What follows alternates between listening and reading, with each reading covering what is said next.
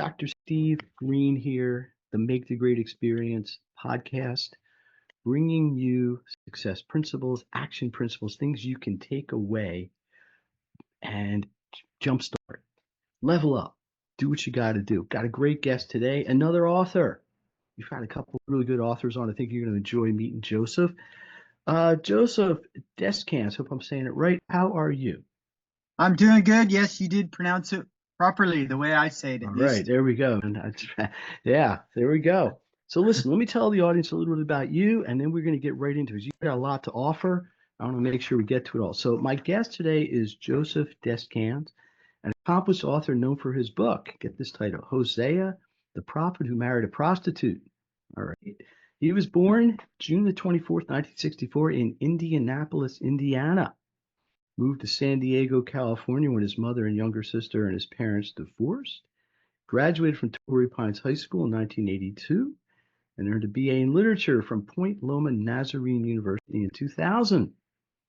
He's a single father of 4 children, Lily, Giuseppe, Abraham, and Hezekiah. And he enjoys, listen to these hobbies, surfing, snowboarding, and fishing, maybe even all the same day. Freelance writer, inspiring speaker, editor, business coach, contractor, certified arborist, and former professional surfer. Wow. Shaka bra. His diverse career and personal experience is rich. His storytelling, we're going to talk about that, making his work engaging and insightful. He also experienced tutoring students in biology, literature, and Espanol. Muy bueno. So, Joseph, let's start with your book. It's a provocative title, Prophet Who Married a Prostitute. What's it about? What's the message there? Okay, so it's a modern rendition of the Old Testament story. So as if Hosea were alive today in San Diego, California, being Hosea. And Okay. so, ultimately it's the same theme as the book of Hosea. It's God's relentless love for us in spite of a lot of bad decisions, right? And so he keeps pursuing us, although at times our hearts may wander from him. So Mm-hmm. that's the message there in Hosea. And of course, mine is a modern day interpretation of the story. All right. Well, listen, these biblical allegories are kind of timeless, right? Sometimes you have to make them a little bit more relatable to people. Um, I know you've written another book, or you're kind of coming around to re-releasing a second book.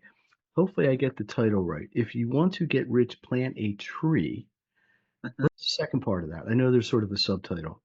So it's actually if you want to grow rich, Oh, plant a grow rich. tree, I'm sorry. If you want to right? grow rich, plant a tree. I like it. And then the subtitle is? Biblical insights to building residual income. All right. So let's talk about that. We got a lot of entrepreneurs who listen to this. We got a lot of students want to be entrepreneurs. So what does this teach us? What does the good book tell us about wealth and entrepreneurship, I guess, more specifically, at least Okay, according. so I'll tell you my story and how I came to write the book, and Okay. that is one day several years ago I was pondering my financial situation, and I sent up a simple prayer. God, you see the ditch I'm in. No matter how deep this ditch gets, you can get me out. Mm-hmm. Please help. SOS, right? And so about a month or two later, I was on my couch reading John 15. I'm the vine, you're the branch, right? Um, and so as I was reading that, the Lord spoke to me. He said, you need to get out of the tomato business and into the peach and avocado business. And so I was pondering my own backyard, and I did not have any tomatoes, but I did have a peach tree and avocado tree.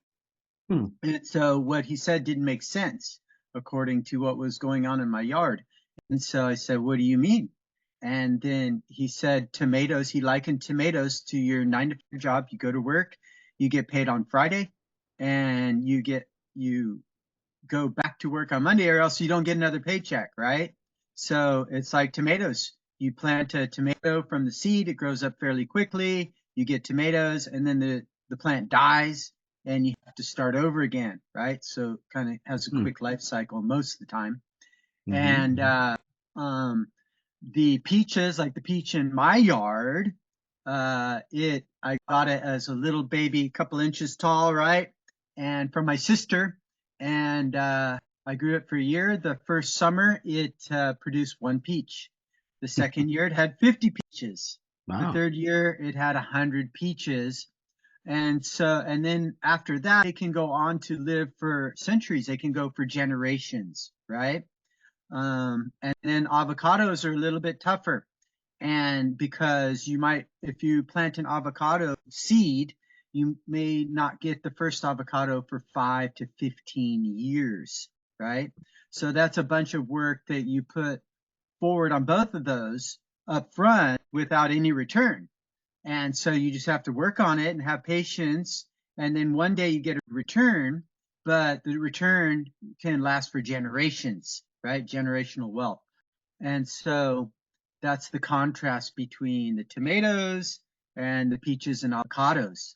And so, and I got that. And then he gave me basically an outline of how to do that. So, do you know what a biblical work week is? How many hours are in a biblical work week, Dr. Steve? 40. I don't know. So that's ours. So actually, a biblical work week is 6 days a week, right? Okay. And then we get that in Genesis, and then it's 12 hours a day, based on the landowner who went out and got people to work in his field. At the 11th hour, he went out and got one. They worked for 1 hour, so that's 12 hours. And so you can look that story up. But nevertheless, so that's a total of 72 hours. And so the way the Lord gave it to me is that your average person works 40 hours, like you said, right? They think of a 40-hour work week. So that's your tomato job. So you can do that, your tomato job, work your 40 hours. And then for the other 32 hours, you spend developing your residual income. So that's about 4 hours a day plus Saturday. And so in your off time, you off your 8-hour day work day, you do things to get your other peach and avocado trees going, your forms of residual income. So maybe that's education.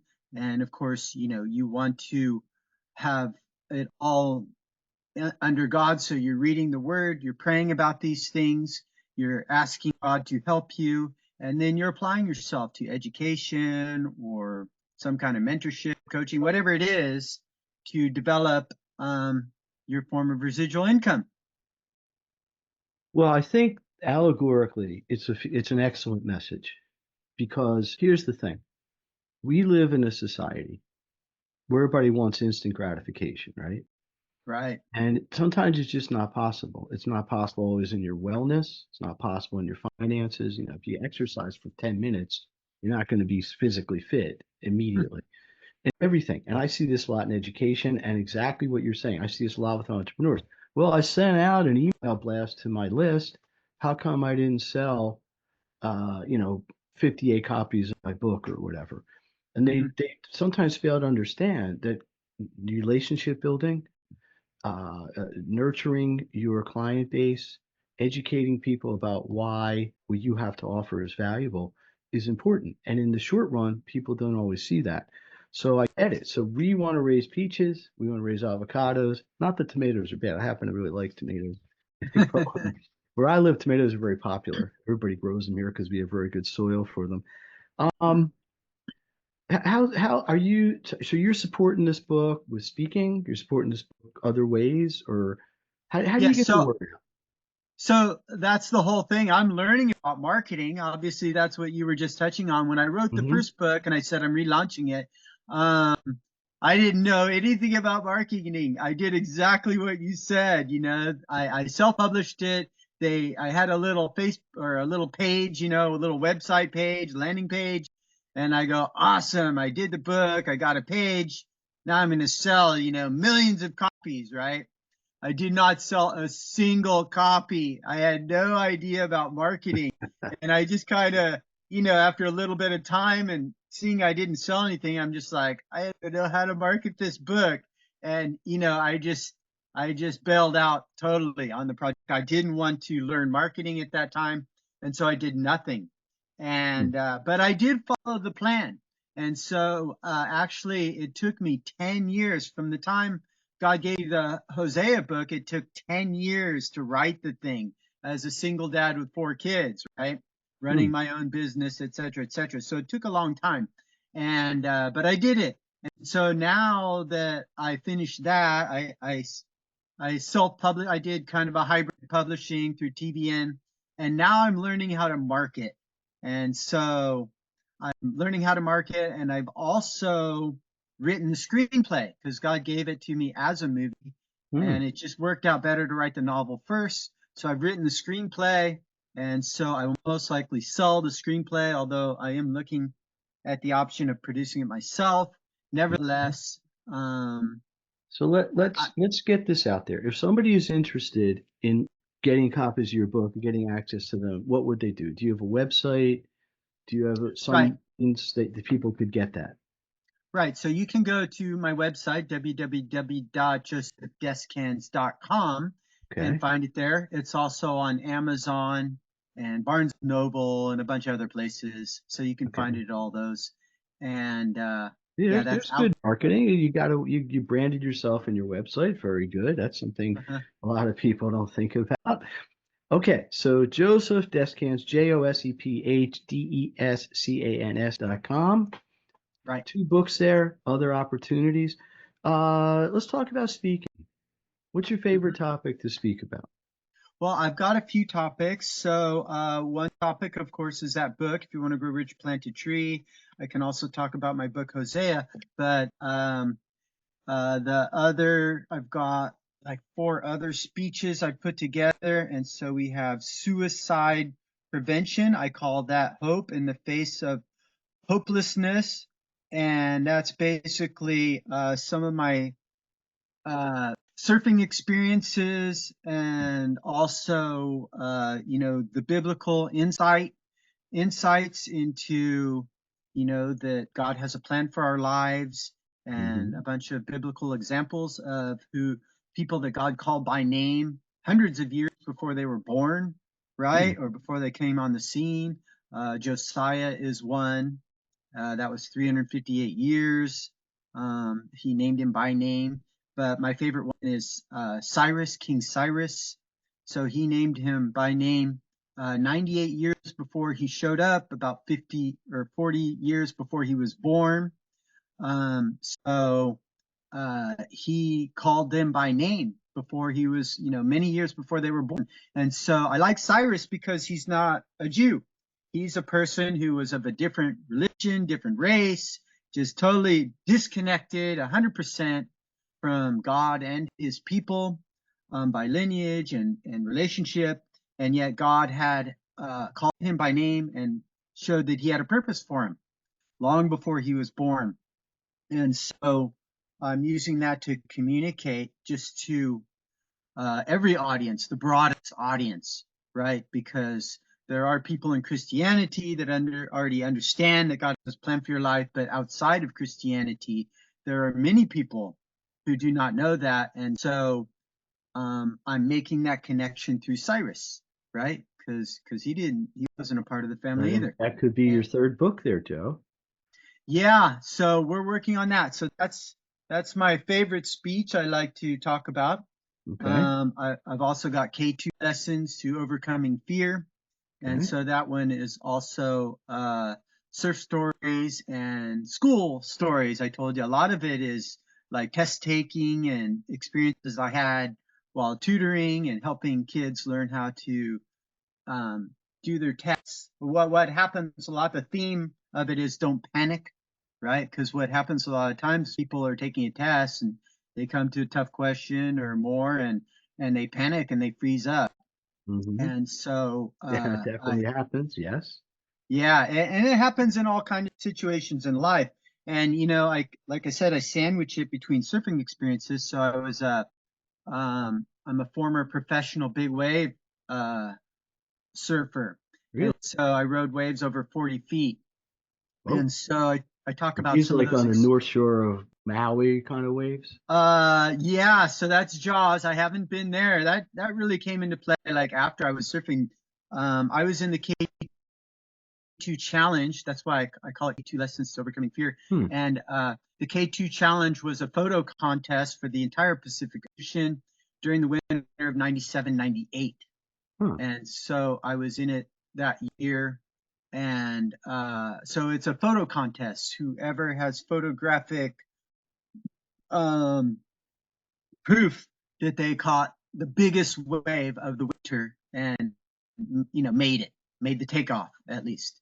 And so that's what that was. I didn't win, but Taylor Knox won, catching a 52-foot wave at Todos Santos Island, where I most often catch my big waves. But I have been to Hawaii also. I, it's an interesting sport. Never was very good at surfing. I think I could really paddle my way out. But I know it's like a whole culture unto itself. Um, try this here. What is some advice you would give to people listening to this? You've obviously got a very eclectic background. You've Mm-hmm. got some really interesting stories I'm sure we could get much more into. But if somebody wants to level up their life or somebody wants to improve their business, what's something you could tell them that you really think could make a quick, actionable impact for them? Well, always you got to have a plan. It's good to have a calendar, an agenda, a list at the very least of what you need to do. But, where I'm specializing at is helping people get started, right? If you want to grow rich, plant a tree. So you just your average 9 to 5er who's, doing the 40-hour work week, growing tomatoes, Mhm. um, have a plan to get build some residual income or go into better tomatoes. It's not just totally getting out of the tomato business, but you can um, grow bigger, fatter, better tomatoes, meaning making more money and being more productive, etc. But nevertheless, it's about having a plan, and so that's what God gave me. He gave me a plan. So a way to move from where you're at to where you want to go, and that's use those extra hours while you're young, especially if you're old, you can still do it. Mhm. But you know, preferably while you're younger and you have that energy, especially if you're single. But then if you're married, then you can work together, teamwork with your wife, Mhm. and do it and use both of your talents. Maybe So it's a you'll go little the nine. bit, I'm sorry, keep going, keep going. Yeah, maybe you can do the 9 to 5. The dad's the breadwinner, but then the wife is building the residual income on the side. She's Mhm. putting, a few extra hours. Dad comes home from work, plays with the kids, and she does her job, goes out, whatever, and so you can work together. It's teamwork. So it's a So, combination of having a plan, having right. structure to implement Hmm. the plan. Obviously, Exactly. consistency, perseverance, nothing happens overnight generally. Right. Um, what do you think? Let me flip this around, and I try to keep everything relatively positive here. But Hmm. let's face it, most people that set out don't stick with stuff, and Hmm. ultimately they can fail. What's something you see in your experience that causes people to fail that is avoidable? I could answer this my own question here, but I want to see what you think. Hmm. Well, It's sort of the reverse basically, of what you're saying here. Like what should people avoid to not get drawn into things that just consistently set people back or prevent people from reaching their goals, even small ones? the thing is if you get off course, you have to have your bearings. It's like the word that came to the prophet: see the vision, write it down. Though it tarries, wait for it, right? And so that's basically what I did with my Grow Rich book, Plant a Tree, and that was the vision. And Mm-hmm. so that put forth a vision for me. And then I wrote the other book, Hosea. So a little while later, God gave me the inspiration for Hosea, and I did it. And it took me 10 years. And so there's tons of setbacks. Like life has setbacks. As a single dad with 4 kids, my schedule, I could not do exactly the thing he gave me the model that he gave me, right? 4 hours a day and then the whole day Saturday. That was not reasonable. But nevertheless, if you have a plan, you can go back to it. And so, I wrote my book sporadically off and on over 10 years, but I eventually got it done. And so you can't let things sidetrack you. And you can't get upset. You can't be discouraged when you don't make your deadlines. Mm-hmm. I can look back at my journals and all the way back there, I think it was 2012 when God gave me the idea for Hosea. And I can look back at my journals with my goals and says, finish the book. This year, finish the book. And then the next year it says the same thing, finish the book. But I didn't do it, but I didn't quit either. And so I just kept going after it. And basically I did the model that he showed me. Mm-hmm. And it's not on the time frame, with the calendar exactly the same. There's just so many things to set you back. It's like, I think about the kids, there's so much going on. You got to spend the time with your kids. Mm-hmm. And so it's like in 1 month, I made 4 visits to the emergency room, right, with my kids. And so, I had custody things going on at the time and whatnot. So if I didn't take them to the E room, that's going to work against me in the custody battle, right? Hmm. Because my ex-wife made everything huge, like I was totally neglectful of the kids and whatever. So if they got a little headache, I had to like take them to the emergency room or whatever. After one of the, so that's a 5-hour commitment. You know what I mean? Well, So right, one right. night, one morning, we left the emergency room at 2 o'clock in the morning. I took my daughter in there at 9 o'clock, more or less. And basically, at the end of all of it, they said, "Here, take some Advil or something like that." And so at the end of 5 hours, that's what it is. My daughter, she was so apologetic. She's like, "Dad, I'm so sorry. All I needed was an aspirin, and you had to spend 5 hours in the E room, But that whacks you out, It whacks out your day, it whacks out your next day, right? Because you're sleep deprived and all Mm-hmm. that stuff. So there's so many things to get you out of whack and off course, but you just got to come back and get back on and do the job. Yeah, one of the I had a guest on it early last year, and they have a concept called the rudder, like the compass. Like you always Mm-hmm. have a path you're trying to get to, but you're never going to be straight. It's one of the oldest allegories in the world, right? You're constantly reshifting your directionality. As long as you're basically trying to get to the end, and you're committed to it. Is there anything real quick, because we're going to wrap this up in a minute or two? Anything we didn't get to, Joe, you want to talk about? Anything you want to share? Anything you want to plug? You got an event? You got, anything else that would not be on your website you want to get into? And then we'll get into our close. I've got a few speeches put together. I got another one, I guess I call it What If, and that's basically talking about the eternal future and what's God's plan for eternity. I mean, we're talking about right Hmm. now, but I guess I can do that. I can use that for climate, whatever climate change, whatever they're calling it now, and what is overpopulation, food, all that stuff. I can use it for all that, but mostly I it's right now I've got to adapt it for people because a lot of people are struggling with their worth, their self-worth. I hear it so much. And for Mhm. me, it's an absolute non-issue. I'm just a son of God. And if you know who you are in God, worth is not even an issue. It's like maybe I'm not prepared for something. Maybe I don't have enough experience, education, blah, blah, blah. But it has nothing to do with worth. And God has eternal plans for us. So we're thinking about the little things that are going on in the world, but get the big picture. God created you as a son or a daughter. And in 1 billion years from now, you're going to be doing something. Like he has plans for you, like way out there. It's eternal. And it really has nothing to do with your worthiness. Your worthiness is just the fact that you're a son or daughter, There and you go.